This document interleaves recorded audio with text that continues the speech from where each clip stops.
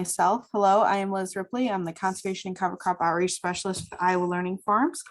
I'd like to thank everyone who's attending today and who's attended previous field days. We've really appreciated your feedback as we work to improve these virtual field days on this platform. So we are going to be featuring some video footage from the field, and then we'll have some time for questions and answers with Kate, who was featured in one of the videos.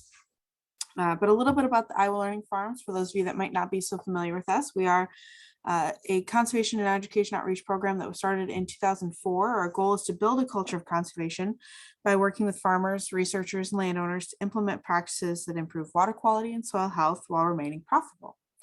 And these virtual field days and all of our outreach is made possible with thanks to our great partners that include the Iowa Department of Agriculture and Land Stewardship, the USDA Natural Resources Conservation Service, Iowa State University Extension and Outreach, Leopold Center for Sustainable Agriculture, the Iowa Department of Natural Resources, US EPA Section 319, Conservation Districts of Iowa, Iowa Farm Bureau, Practical Farmers of Iowa, GrowMark, Iowa Agricultural Water Alliance, Iowa Corn, and the Iowa Nutrient Research Center. So just a bit of housekeeping before we get going here. Please do keep yourself muted and your videos turned off during the video and discussion portion. I invite you to unmute to ask questions or submit those to me via the chat, and I will ask those following the video play. Following today's email, we are recording this, so you'll get an email with a recording to share with those that couldn't be on today. So if you know someone that wished they could have, you can share it with them. There'll also be included a quick digital evaluation that we ask that you complete. And in doing so, you can request free Iowa Learning Farms Neck Gator as well.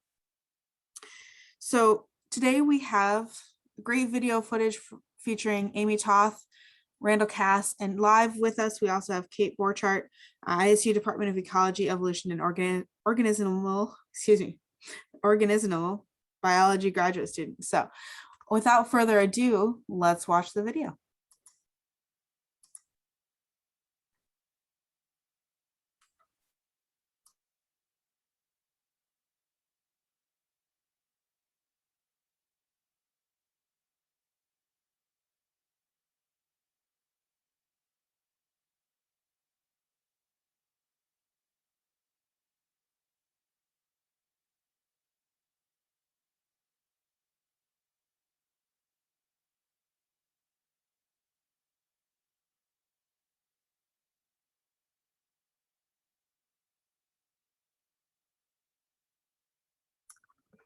I apologize, my computer is running a little slow right now, so please bear with us as we advance this and get the video playing.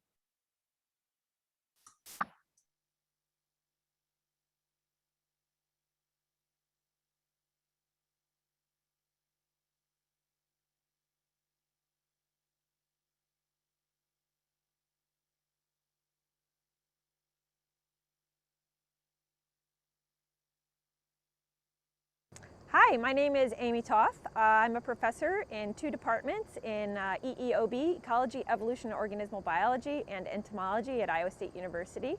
I am the principal investigator of a lab that investigates the biology of bees and wasps. So we're out here today to tell you about a project that we're working on. We're really interested in how to improve the health of pollinators in agroecosystems such as Iowa. And there's a lot of research out there that has been suggesting that agricultural intensification has some negative impacts on bees. And so what we've been doing is looking at prairie strips as one way to possibly help bolster the health and populations of both wild and managed bees such as honeybees. So we've been doing research for several years now, looking at both wild bee communities, their interactions with plants, and then also looking at honeybee health in the context of prairie strips. And the results so far are very promising. We've been finding a lot of evidence that honeybee colonies, managed honeybee colonies that we place on prairie strips actually gain more weight and have improved access to floral resources, so more pollen and nectar available to them, especially in the late season, right around now. After the soybeans cease to bloom and the clover ceases to bloom as well. And then there's also previous research from other folks at Iowa State that has shown clear benefits to wild bee populations as well. We have actually looked at full-size restored prairies and found large benefits to both honeybees and wild bees as well. And so one question that we had was, when you look at a prairie strip, which is a much more limited area, is that also going to provide benefits? And it clearly does. And in fact, for the honeybees, the mix of both soybean agriculture and prairie seems to actually be good because it's providing both the soybean nectar earlier in the season and then the forage that the prairies provide later in the season. Goldenrod this time of year is actually one of the really important resources.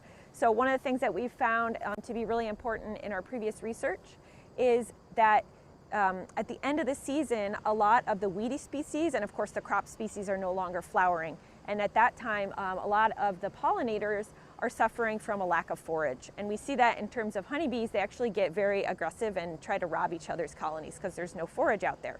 Things like goldenrod out there blooming late in the season on prairies actually provide a huge floral resource at a critical time period in the season when they don't have a lot of other options to forage on. One of the other things that we're really interested in is understanding the relationships between native wild bees and managed bees. And so honeybees are not native, and they're of course important for agriculture as pollinators and also for production of honey, but they also can have negative impacts on wild bees in terms of competing for floral resources, but also they have a lot of diseases. And those diseases in some cases can jump over and infect wild bees. So another project that we've been looking at in the context of prairie strips is looking at whether diseases from honeybees that we place on prairie strips actually can jump over to the wild bees. And so far we're finding evidence that they can jump over, but we're not sure if that actually has any negative impacts yet. The diseases are present, but we're not seeing a lot of sick bees. We're not seeing a lot of declines in those bee populations, but that's something that we need to look more at in the future, and that's something that we're actively working on. Hi, I'm Kate Borchardt. I'm a PhD candidate studying wild bee conservation and plant pollinator networks, and I am working on this project with Dr. Amy Toth on the native bee side, looking to see how well prairie strips support wild bee communities with the presence of honeybee apiaries, and whether we can both produce honey and conserve wild bees at the same time. So we go out into the prairie strips and we net collect wild bee specimens, bring them back into lab and analyze the pollen that is on them so we can figure out what plant species these native bee species are visiting in the prairie strips, as well as look at their health and how stressed out they are in different environments, different prairie strips with or without honeybees. It's important to have wild bee species because honeybees are exotic, so they're not actually from North America. And so these wild bee species are what the native plants rely on in order to reproduce and produce seeds, and seed production maintains the plant community, so these prairie strips can have the same plant species year after year over the long term. We have found up to 90 different species in the prairie strips, and compared to agricultural fields without any prairie strip plantings, we find maybe like 20 species, and they're the most common species. So prairie strips are conserving more rare and wild bee species in need of conservation. There's this one leaf-cutting bee that, so they build nests out of leaves, and the males have these really enlarged front legs, and so they look like little lobsters running around, and those are only found in the prairie strips. Well, we find a lot of bumblebees too, which are another social species that is native to North America. And those are very important for many different plant species, especially maybe pollinating agricultural crops in the absence of honeybee colonies. This year we've captured about 1,700 bees, which is quite a lot for this kind of project, showing just how many bees there are in prairie strips. And so we'll use those bees to kind of analyze their diversity and the health of different species in these environments. In the broader scope, I hope that my research shows that even in this highly agricultural landscape of Iowa, we can conserve wild bee species in these agricultural fields, and we can apply this to other regions of the country and the world in order to conserve wild bee species better. My name is Randall Cass. I am the Bee Extension Specialist at Iowa State. And right now we're out visiting some of our colonies, some of our beehives that are here at a prairie strip site. So I'm just going to be giving a light inspection and talking a little bit about our research that we're doing here in the prairie strip.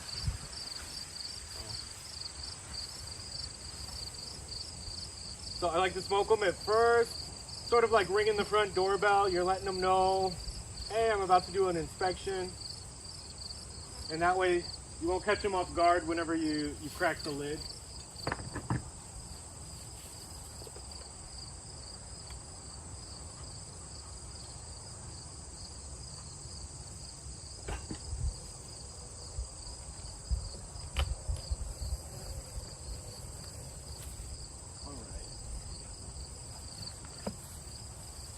We don't have too many bees here up top, so I'm going to go down to the next deep. These all started out in just one box at the bottom, and so that's what we call these larger boxes deeps, these smaller boxes supers. All these colonies started out as one deep at the beginning of the season. We got them as package bees. So what a package of bees is a box of about 20 or 30,000 bees and one queen. But there's no frames in there.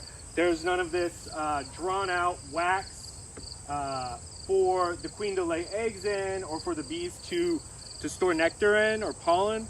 And so when it's just a package, they kind of start out at a disadvantage because they pretty much have to start from scratch, getting started, drawing out comb, that sort of thing. So initially all these colonies were pretty small. But as you can see at the Prairie Strip site, you know, most of them, all of them have at least a second deep, if not third deep, fourth deep on top. So it seems like the Prairie Strip sites our Prairie Strip sites have been a good place for the bees to grow and grow really rapidly, a lot larger than we expected from package bees at the beginning. Let's hope they stay that way.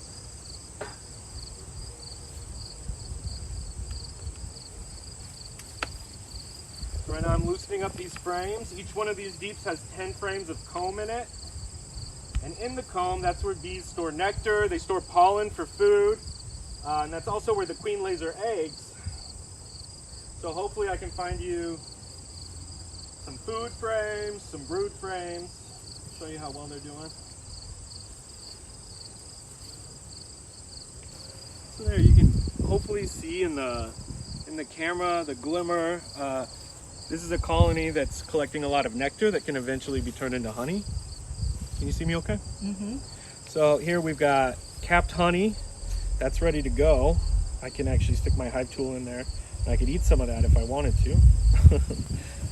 And over here we've got these shiny cells, it's nectar. And so, so that is soon to be honey. Down there it looks like we got a queen cell that they're building, which means that they might be trying to produce a new queen, which is not necessarily something we want right now. So last year was our first year selling Iowa State University honey, and it was a huge success. We sold out before, we started sales in September, October, and we sold out before December, before Christmas time. So this year we expanded our apiary production. We have 20 colonies that are located at the Hort Farm, the Horticulture Research Station. And then we had 24 colonies that we collected honey from at Prairie Strip sites. So what we'll be doing, all in all, we're collecting close to 1,500 pounds of honey this year, compared to the 600 or 700 pounds that we had last year. So that's fantastic. And we're also going to be selling two different varieties of honey. We're going to be selling our classic Iowa State University honey, as well as Prairie Strips honey. So that's a venture that we're really excited about, and we're hoping to see that people are interested in purchasing honey from colonies that were kept at Prairie Strips. It also presents a unique opportunity for commercial beekeepers. The reason in past research, we had placed honeybee colonies at Prairie Strip sites, but only in groups of 4 colonies. And we saw that when compared to control sites where there were no Prairie Strips present, the honeybee colonies that were placed at Prairie Strip sites did very well. They gained more mass, they collected more nectar, they had more honey at the end of the year. So when we presented this to commercial beekeepers saying, hey, whenever you're looking for a site to keep your bees during the summer, why don't you consider Prairie Strips? And at first they were a little bit suspicious. They said, you've only got 4 colonies in your data set. We usually keep 25 to 50 colonies at a site. So if you can show us that they can thrive at the Prairie Strips, maybe we can talk. And so this year, we upped the number of colonies that we have to 20 colonies at each site. And so far so good. These colonies are doing better than our colonies at the Horticulture Research Station. And there could be a lot of factors underlying that, but I think that one of the major factors that's contributing to our colonies growing and our colonies collecting so much nectar for honey is the fact that they're at a prairie strip site. Now, one thing a lot of people don't realize is that honeybees aren't native. They were brought over by Europeans. So we actually have between 300 and 400 species of native bee here in Iowa, but honeybees are not one of them. We developed this project this summer because we wanted to look at the diversity and abundance of native bee species in prairie strips, but we also wanted to see if placing honeybee colonies, up to 20 honeybee colonies at this site, if that maybe had a negative impact on the diversity and abundance of native bee species. Because honeybees, although we lose them at faster rates due to pesticide exposure, parasites like the varroa mite that can really weaken a colony, and poor forage availability, those are all factors that affect our honeybees and cause us to lose colonies every year. But we can always order new bees. You can think of bees almost like livestock. We have some control over the number of colonies we have. We can split new colonies. We can rear new queens. So if I'm a beekeeper and I have 50 hives and I lose 25 of them this year, I can purchase 25 new ones next year. But when it comes to native bees, we can't do that. We can't rear new native bee queens. Most of them are solitary. They don't live in colonies like this. And so protecting native species is important. So that's why we were excited to have this be a part of the experiment this summer to see if, okay, can we recommend that beekeepers, commercial beekeepers, keep their colonies at prairie strips? And can we guarantee them that that's not going to hurt the diversity and abundance of native bee species that are active in those strips? We are harvesting prairie strips honey this year. And to make sure that, that's a proper name to give that honey, we've been collecting samples of nectar throughout the summer. And we're going to be sending that to a lab to be analyzed for pollen content. So that way we can guarantee folks that, hey, the pollen that you're going to be finding, the flowers that these bees were visiting were in the prairie strips. So that'll be exciting to see those results, see exactly where our bees were foraging this summer, where they were collecting all that nectar, and why they got so big, because they got really big this summer. We had very healthy, strong, happy colonies in the prairie strips. The proceeds that come from the honey sales go back to funding our honey apiary, purchasing equipment, extraction, bottling, all sorts of things like that. So the funds all go back to trying to make our honey apiary self-sufficient. Right now we're in year 2, it's still a building year, but we're hoping to expand and get bigger and get more honey out there. Okay, so I'm standing here at one of our prairie strip sites where we conducted our research this summer.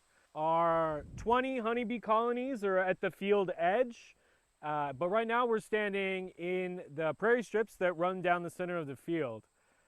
For our project this summer, we had our summer workers walk transects through the prairie strips. Using their nets, they collected different native species of bee that they were able to ID, and they also ID'd different plant species that were present at each prairie strip site. All in all, they collected several hundred species of bee and identified many types of plants. This time of year, there's not a lot of plants blooming in Iowa, not a lot of native plants blooming in Iowa, even in our prairie strips, but we do have this species of goldenrod here that's still flowering, and we've been able to see a couple of honeybees buzzing around, but we haven't yet been able to see any of our native bee species that we have. So in addition to the abundance of benefits that prairie strips bring to farmers, another one is our research is showing that prairie strips provide a good habitat for native bee species. They potentially provide a great space for commercial beekeepers to leave their colonies, and that opens up a few more things for farmers. First of all, it opens up the possibility of connecting with local beekeepers to have them on your land, potentially getting some honey out of it, that sort of thing. Also, logically, although soybean doesn't require pollination, logically it could benefit from having bees in the field collecting nectar and pollinating soybean flowers. Our research has shown that when soybean is blooming, our honeybee colonies increase in mass. And so that's telling us that the honeybees are visiting soybean flowers, which could provide a potential yield boost to farmers, although more research would be required to back that idea up. If folks are interested in honeybees or starting to keep bees themselves, we have a great website that's relatively new for the Iowa State Bee Program. That's bees.cals.iastate.edu. So that's a great place where people can find how-to videos on how to get started beekeeping, what to do if they find a swarm in their backyard, extra info on bumblebees, and then information about where to buy our honey that we'll be selling later this year. And if folks are interested in learning more about strips, the Prairie Strips program at Iowa State University has a robust website with plenty of information on implementing, on how to apply for CRP in order to get funds to cover prairie strips, as well as how to maintain the prairie strips.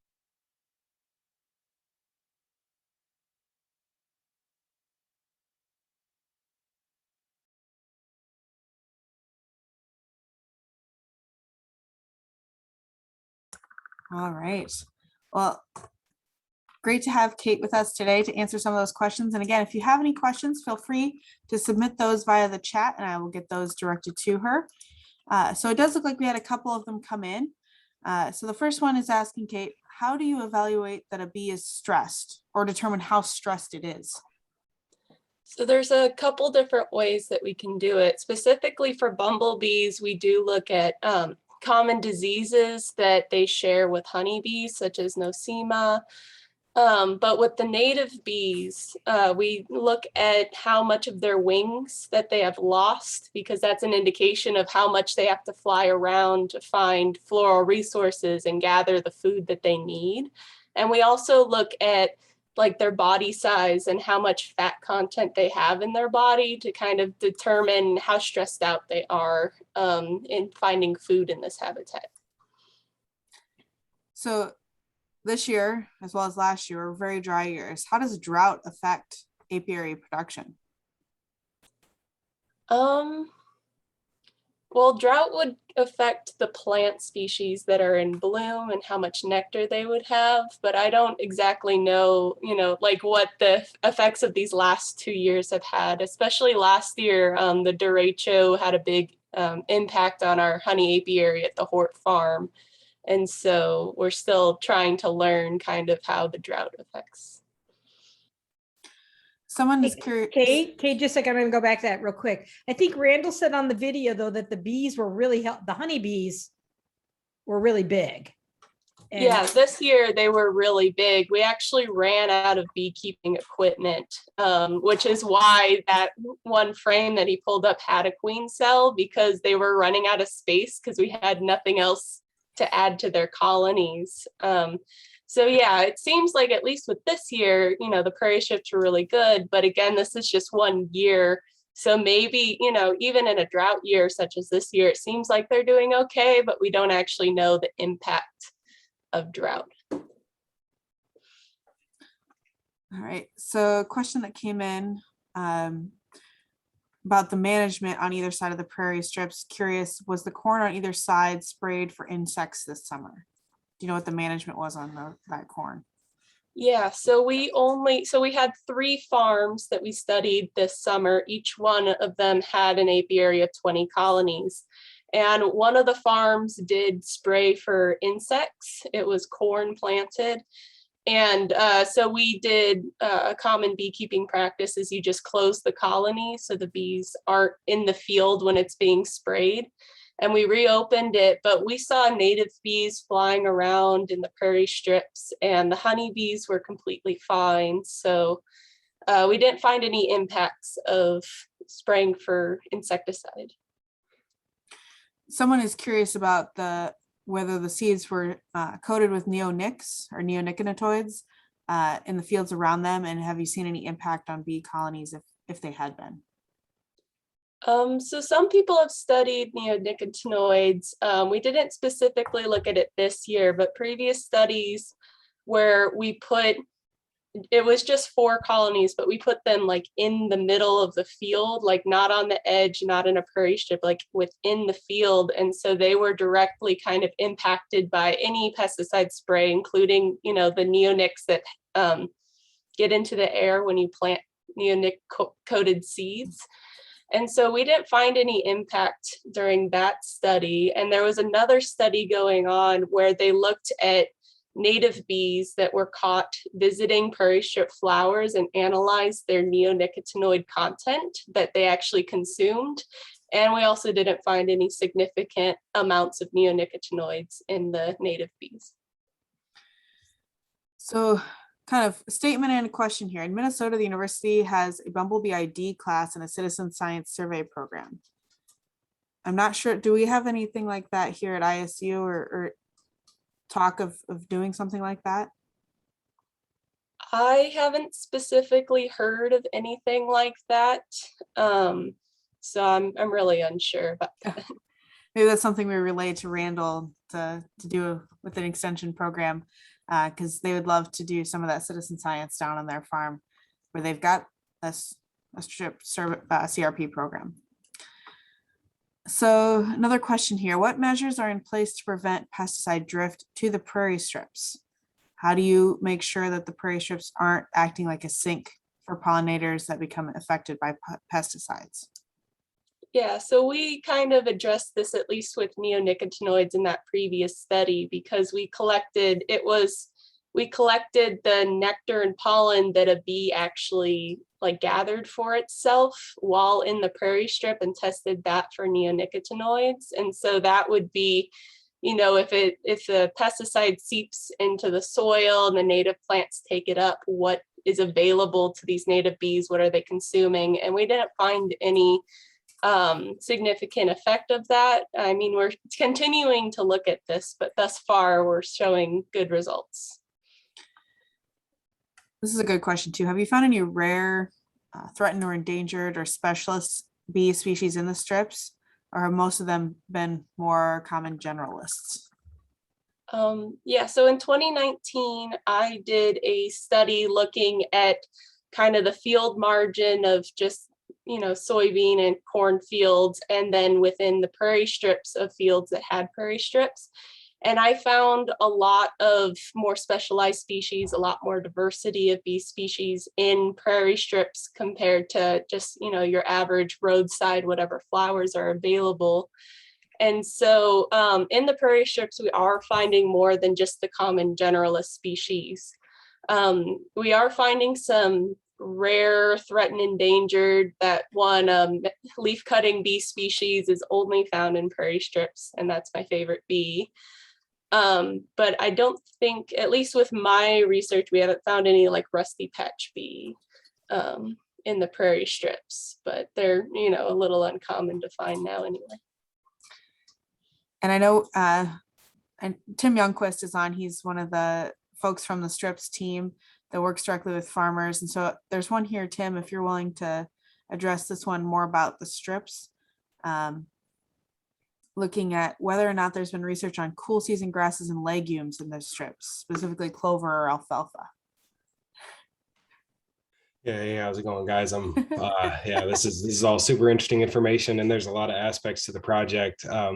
Mostly we focused on the use of native species rather than alfalfa. So a lot of people ask that question, but there's a pretty big component of cool season grasses within the native. So, you know, you're looking at prairie cordgrass or Canada wild rye, things like that, June grass that are native cool seasons. And then there's a lot of legumes too. So not specifically alfalfa, but a lot of those species are found in prairie. But yeah, we've pretty much just been looking at the native species. So I can't really speak to, you know, specifically if you'd want to use alfalfa. You could probably get some of the same benefits, but after 10 years, I'm not sure how well that stand would be doing. And then you wouldn't have the same level of habitat, I would assume, for say the native bees, as you would with the biodiversity you get with the prairie strips. Thanks, Tim. Someone's curious, Kate, if you have a link or you could direct them to where they can find more about the Neonic study that you've talked about. Yeah, I am looking forward. I think it's still in preparation, but we're hoping to get a lot of these studies from 2019 specifically published this year. So it should get published pretty soon, but I'll contact Liz if I find a resource for that. And if that comes up, we can get that out with that evaluation email this afternoon as well. So thank you for that. Question here, could insecticides in pollen and or nectar have chemically broken down before you tested them for their presence? I don't know if anyone's looked specifically at that, like, you know, is it present? I know some people, I did find a poster by the person who did the other neonicotinoid study where they tested plant foliage. So we have looked at plant foliage, we've looked at the actual pollen and nectar of the plants for, you know, chemicals, and I'm not sure what they found, but, you know, we are trying to see, you know, where in the system are these chemicals ending up. And that's definitely something we're more interested in. So you mentioned the rusty patch bumblebee. For those that aren't so familiar with it, can you explain why that being found is such a big deal this year?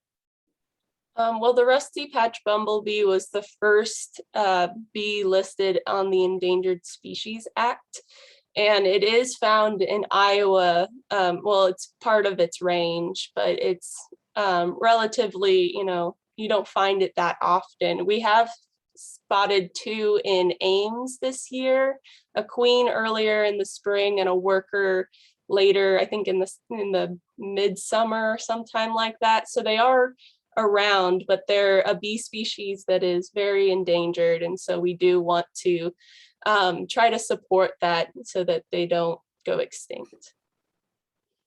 Hey, Kate, it's Jackie. So you said you actually removed what sounds to me like an enormous number of native bees from the strips to study. Like how many did you say? Like 1,500 or some huge? 1,700. 1,700. What percentage of that would be representing the overall bees that are out there? Do you have any idea?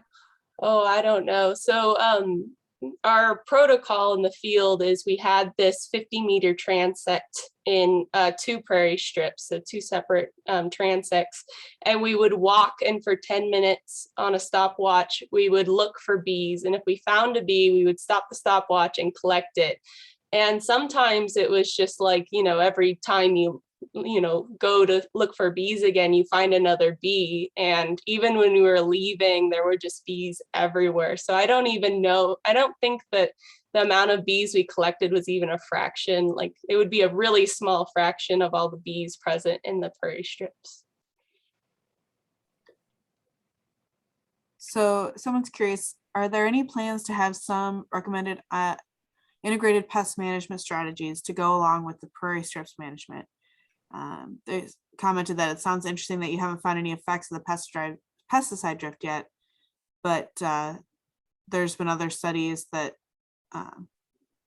have created recommended IPM strategies for best management for native and honeybee populations. So just curious if you're working alongside the strips team to kind of come up with that as you're looking at these as well. I think that there are some people working on pest management schemes within the prairie strips, but I'm not necessarily involved directly in that, and I can't remember what they are doing at the moment.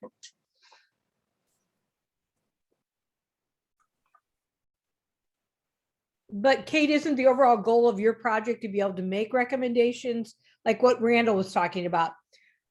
If this really is a success after a number of years, you're hoping to see more beekeepers start to place honeybees, right, near prairie strips.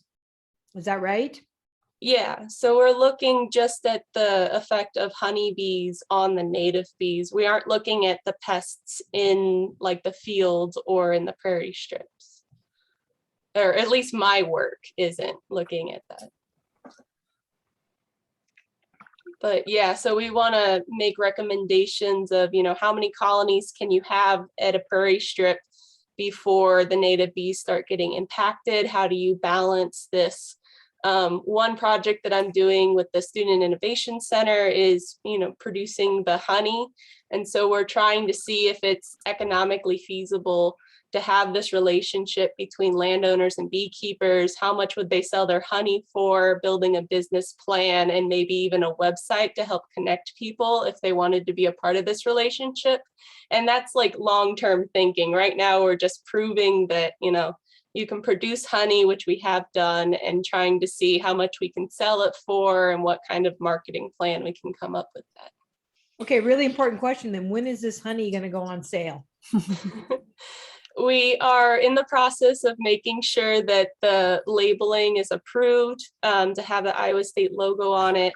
And we have it, I think, mostly bottled up. So it's just kind of putting the final packaging on it and then getting it to either store locations or selling it on the Hort Farm website too. So pretty soon, hopefully. Did you get the results of the whether they are having pollen from and nectar from the prairie strips for the honey that you want to label prairie strips honey? Have you gotten the results of those tests yet? No, we haven't, because usually beekeepers collect their honey from the colonies right around maybe like July, but we wanted to look a little bit more at the season to collect maybe in August and September, October, the honey to send it off into the lab. So we haven't quite gotten those results back yet, but I have looked a little bit at the June honey samples, and I did find native plant species in the honey. Great. And Tim shared with the group from the ISU Extension Store a publication called Protecting Bees from Pesticide. So that ties into making recommendations in regards to possible pesticide drifts.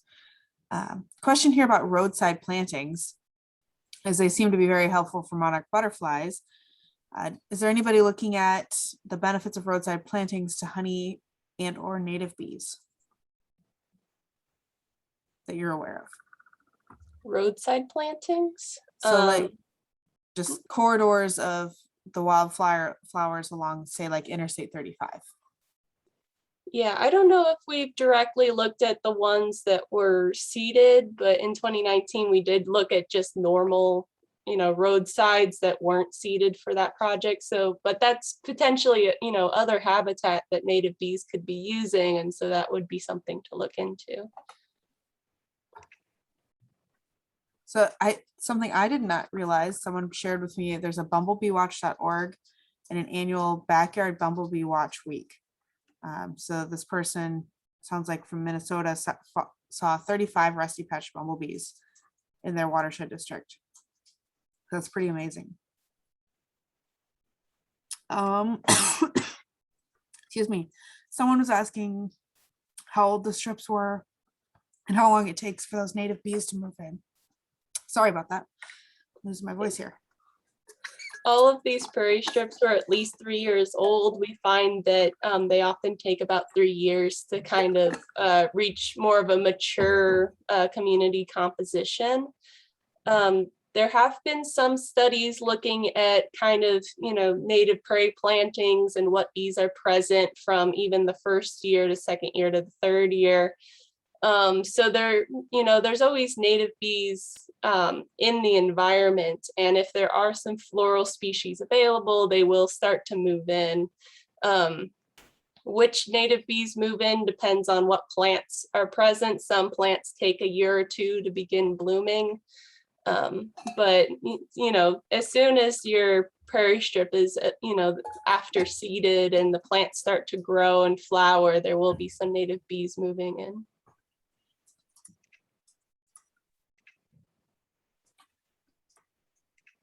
Would you be able to elaborate a little bit more on how the plant communities might differ between the strips? Were they seeded to the same mix with those 3 sites you're looking at, or were they kind of site-specific mixes? Yeah, so these were all site-specific mixes. So we had the 3 honeybee sites, and we're comparing them to 3 other prairie strip sites that don't have honeybee apiaries. So we had 6 sites total, and most of them were private landowners that just let us, use their land to conduct this research. And so most of these prairie strips were just the landowner deciding what plants they wanted to have in the prairie strip. And this was based off of, recommendations of, you want plants that bloom at different times of the year. So there's kind of a consistent amount of blooming flowers in the prairie strips at any given time to provide food for the native bees. And also, just which plants are, cheapest to get, which ones the landowner might think are, beautiful or they would want in their prairie strips and stuff like that. So yeah, they were all seeded with different mixes, and that's why we also wanted to look at which plant species were present. So we can see, if there are some sort of favored plant species, maybe we'll do some more research and try to figure out maybe an ideal plant composition or some sort of recommendation to make to landowners when they're establishing prairie strips. And one thing with the honey analysis is we can figure out what plants that the honeybees use to produce honey. So maybe we can have recommendations for if you want your prairie strips to be used for honey production, what plants should you make sure are in that mix when you're establishing them? That was actually the question that came in. So you answered it without knowing. So I know there's probably a few more questions out there, but I want to share my screen one more time, and I'm going to put this in the chat box as well, that if you attended today's virtual field day for CCA credits, go ahead and shoot me an email. I put that in the chat box by 5 p.m. today, so you can get that credit. And we will be talking about the impact of wetlands and oxbows on water quality and wildlife at our next virtual field day on October 21st. So you can mark your calendars to join us once again at 1 o'clock on October 21st. Looking at slightly different wildlife here with that virtual field day, but I'm sure there's many bees and other pollinators that call those wetlands home as well. So give just a few more seconds if anybody has a question they're asking or willing to submit.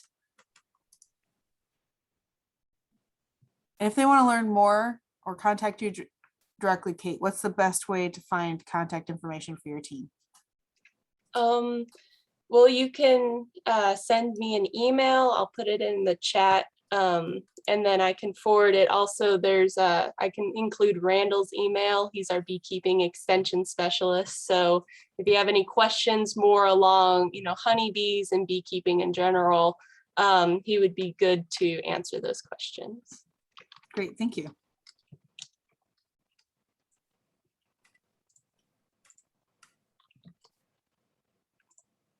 So this question is directed towards the strips team in general, asking what's the best resource for more information on how to implement prairie strips and which egg fields would be the best fit.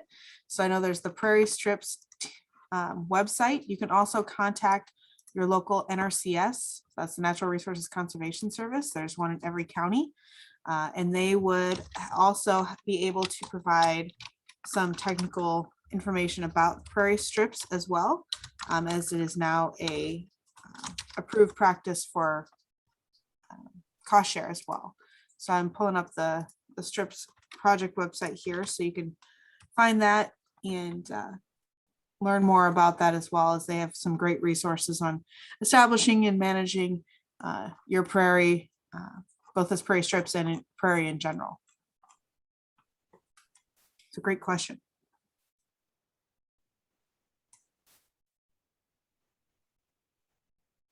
All right. So again, those are the emails there if you have follow-up questions for Kate or Randall, and you can find more about the strips research team there at that website. So thank you all so much for joining in today. We had a great time learning about pollinators and bees. So thank you, Kate. And I hope you can join us again on October 21st.